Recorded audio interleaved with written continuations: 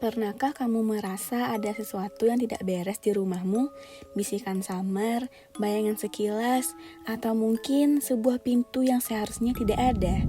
Kisah ini adalah tentang sebuah rumah tua dan sebuah lorong gelap yang menyembunyikan rahasia mengerikan. Bersiaplah, karena setelah ini, kau mungkin tidak akan pernah melihat dinding rumahmu dengan cara yang sama lagi. Namaku Rian, aku baru saja pindah ke rumah peninggalan kakek buyutku di pinggir kota. Rumah itu besar, tua, dan penuh dengan perabotan antik yang berdebu. Sejak hari pertama, aku merasa tidak sendirian. Malam-malam, aku sering mendengar suara gesekan dari lantai atas, seolah ada yang menyeret sesuatu. Awalnya, aku anggap itu hanya imajinasiku, atau mungkin tikus-tikus besar yang bersembunyi di loteng. Namun suara itu semakin intens. Bukan hanya gesekan, kini ada bisikan-bisikan samar, seolah seseorang sedang berbicara di balik dinding kamarku. Terkadang aku juga mencium bau apek yang aneh, seperti tanah basah dan sesuatu yang membusuk, padahal semua jendela tertutup rapat. Rasa penasaran bercampur takut mulai menyelimuti diriku. Aku mulai memeriksa setiap sudut rumah. Suatu malam, suara itu sangat jelas terdengar dari perpustakaan tua di lantai 2, seperti bisikan memanggil namaku.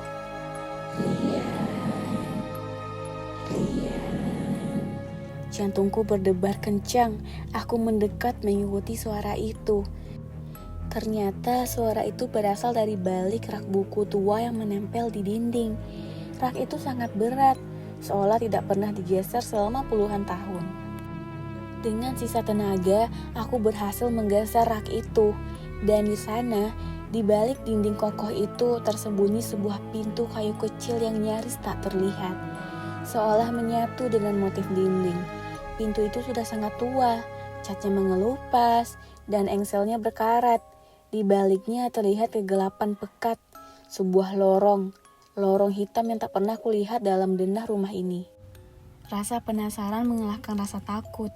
Aku menyalakan senter ponselku dan memberanikan diri membuka pintu itu. Bau apek yang tadi tercium kini semakin menyengat, bercampur dengan bau lembab dan sesuatu yang lebih mengerikan. Langkah pertamaku masuk ke lorong itu, udara di dalamnya terasa dingin dan berat, seolah waktu berhenti di sana. Lorong itu terasa sangat panjang, dindingnya terbuat dari batu bata yang lembab dan berlumut. Semakin jauh aku melangkah, semakin banyak penonton yang membuat bulu kuduk merinding. Di sudut lorong, aku menemukan sebuah boneka anak-anak yang sudah usang, matanya hilang, dan pakaiannya robek. Lalu ada beberapa tulisan aneh di dinding, seperti goresan kuku. Kau tidak akan pergi. Tiba-tiba aku mendengar suara tangisan seorang anak kecil, sangat pelan tapi jelas. Tangisan itu seolah berasal dari ujung lorong yang gelap gulita. Jantungku berdetak tak karuan. Aku mencoba mencari sumber suara, mengarahkan senterku, dan di saat itulah aku melihatnya. Sebuah bayangan kecil seperti siluet anak kecil bergerak cepat di ujung lorong, lalu menghilang. Keringat dingin membasahi punggungku. Aku ingin berbalik, keluar dari lorong terkutuk ini. Tapi anehnya, kakiku terasa berat, seolah terpaku di tempat. Pintu masuk lorong yang tadinya jelas terlihat di belakangku, kini seolah semakin menjauh, tertelan kegelapan. Aku mencoba berteriak, tapi suaraku tercekat di tenggorokan. Udara semakin pengap dan bau busuk itu semakin kuat. Lalu aku merasa sebuah sentuhan, dingin seperti es, menyentuh pergelangan kakiku. Aku melompat kaget, mengarahkan senter ke bawah. Tidak ada apa-apa, tapi kemudian bisikan itu kali ini sangat dekat, tepat di telingaku. Kau tidak akan sendirian, tidak akan pernah. Suara itu dingin, berdesir, dan penuh dendam.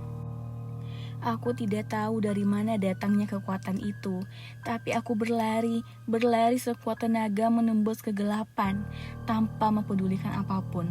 Aku hanya ingin keluar, Ketika akhirnya aku berhasil keluar dari lorong itu, tubuhku gemetar hebat. Aku menutup pintu kecil itu, lalu menyeret rak buku kembali ke tempatnya. Aku bersumpah tidak akan pernah lagi mendekati tempat terkutuk itu.